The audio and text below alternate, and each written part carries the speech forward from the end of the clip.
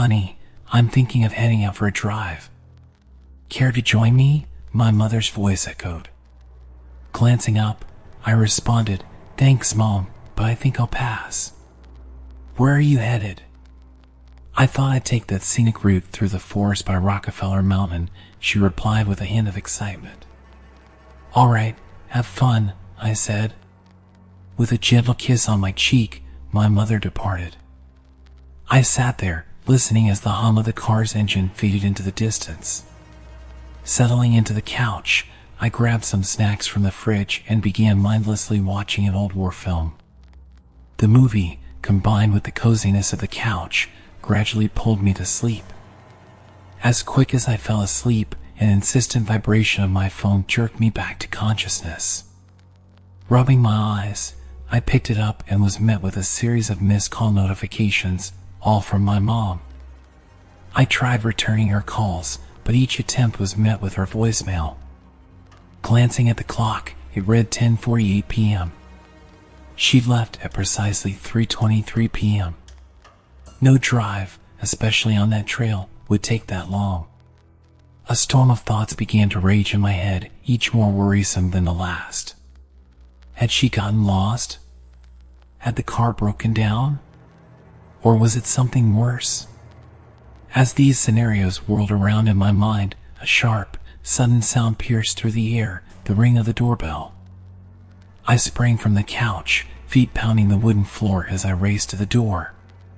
The narrow view through the peephole revealed the face of my mother, but something was off.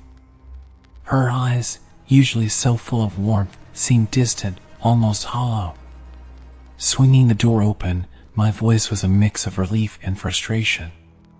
Where have you been all this time? She met my gaze, those unsettlingly vacant eyes seeming to peer right through me. Silent, she brushed past me with an air of detachment, making her way to her room without uttering a word. The next day was somewhat normal. I found her in the kitchen, going through the familiar routine of preparing breakfast, but there was a change in her demeanor. Our usual conversations was absent, replaced by silence. As I readied myself for work, I tried to bridge the gap. Hey Mom, I'm heading off to work. See you later. All I received was a nod, a silent acknowledgement, leaving a cold space where her usual warm response would be. I got off of work late. I pulled into the driveway around 2 or 3 a.m. Trying not to make a sound, I crept into the house, not wanting to wake my mom. I tiptoed through the dimly lit halls towards the kitchen to grab some snacks and take them to my room. But when I flicked on the kitchen light, there she was, my mom, standing still, staring outside the window towards our backyard. The sight took me aback. Mom? Why are you up? What are you looking at? I waited for a reply, but silence hung in the air. Shrugging it off, I said, work was all right today. Left a bit early after some friends took off. While grabbing my stuff from the fridge, I couldn't help but ask, you okay, Mom?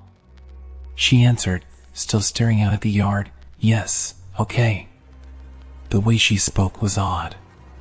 It was too upbeat, like she was thrilled about something. It didn't fit the moment at all. It was just off. Grabbing my snacks, I headed straight to my room, leaving the kitchen lights on for her. Morning came with the familiar smell of breakfast. On weekends, Mom would cook since there was no rush for work. I headed downstairs, calling out, good morning. I grabbed some juice and sat. She replied cheerily, good morning, sweetie, looking like her usual self. She asked about work and how I slept. I wanted to remind her we'd talked the night before, but I didn't. I repeated what I'd said, and she acted like it was new information. We chatted more, then settled to eat. As I sliced into my pancakes, something caught my eye. I pulled out a tiny, gleaming sewing needle from the soft center. My heart raced as I held it up, asking, Mom, what's this? I held the needle aloft, the sharp point catching the light. This was in my pancakes, I stammered. Looking at it, her face reflected genuine concern. She hurriedly assured me, "I'm so sorry. I'd never want to hurt you." Truly. Her embrace was warm and comforting. "Don't eat any more of that. I'll whip up a new one." Her words almost made me feel guilty for suspecting her. It was just so bizarre that doubt naturally crept in. The day proceeded without another hitch. Laughter, movies, gossip, and our ritualistic goodnight capped it off. I climbed into bed around 10:30 p.m. As a kid, I had a paralyzing fear of the dark. To combat this, my mom had placed 2 nightlights, one in my room and another in the hallway. Though my room was now devoid of the light, the hallway still had its comforting glow. Awakening for a sip of water, I froze. The glow from under my door was intermittently obscured. A shadow. Someone stood there. Stifling my breath, I watched it for what felt like an eternity, the shadow unwavering. "Mom?" I said softly. There was no reply. Instead, the shadow receded, gliding silently towards her room. Morning found me weary. The haunting shadow, the weight of eyes on me, made sleep impossible. I confronted her at breakfast. "Mom, were you outside my room? Around 3 a.m.? She evaded the question. Instead, her voice tinged with nostalgia. "Do you remember letting me brush your curls when you were little? Let's do that now."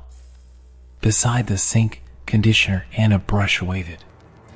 Recent events screamed caution, but this was my mom. I relented, sinking into the familiarity of her touch. As she worked on my tangles, time melted away. Our conversation continued as she rinsed my hair. But as I was talking, I suddenly felt a hard grip tighten in my hair. Without warning, my head was forced into the water filling the sink.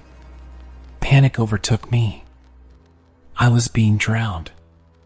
It's surprising how weak you feel in a situation like this, with your mind racing and someone using their entire weight to hold you down by the back of your head.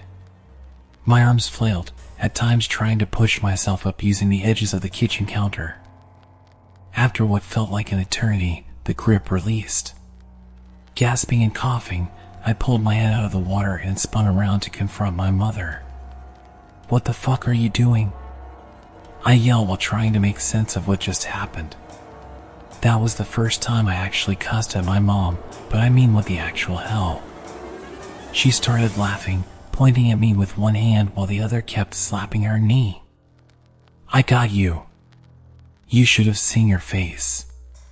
Staring in shock, my displeasure was clear enough that her laughter faded, replaced by a look of concern. "Come on, don't be upset. It was just a joke." She stepped closer, arms open for a hug. I quickly sidestepped, keeping distance between us, a wary expression evident on my face. I was genuinely afraid. That wasn't the kind of joke my mother would make. She'd never take a prank to such extremes, certainly not one that could hurt me. It was at this moment I realized something was terribly off about her. In fact, I began to doubt if she was really my mother at all. From then on, I became distant. Our conversations were minimal, only out of necessity. I began to avoid meals, spending more time locked in my room. Those eerie nights when she'd stand outside my door persisted. It was like clockwork, always around the same hour. And every night, after a while, the shadow would recede. I grew more anxious, opting to leave the house frequently, taking refuge at friends' places just to avoid being home with her. She stopped going to work altogether. During the day, she'd be in the backyard, engaged in strange activities, digging random holes, thrusting a trowel into the ground, or just standing there, seemingly talking to herself, though I could never make out the words. However, last night's event is one that will forever be etched in my memory. Before drifting to sleep, I recall praying for an uninterrupted night's rest. The mere sight of her shadow under my door had become a haunting and fearsome nightly ordeal. I found myself jolted awake in the pitch blackness of my room. Reluctantly, I shifted my gaze to the bottom of my door.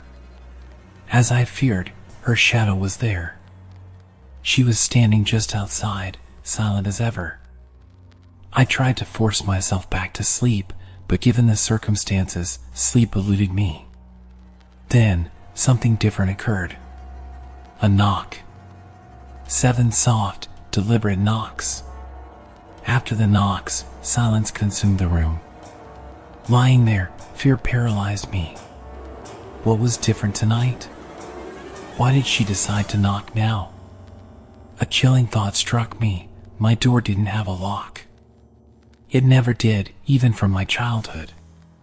The last semblance of a barrier between us wasn't even secured. The eerie knocks resumed, more insistent this time. Knock, knock, knock, knock, knock, knock, knock. Reacting instinctively, I pulled the covers over my head, clinging to those childhood beliefs of safety.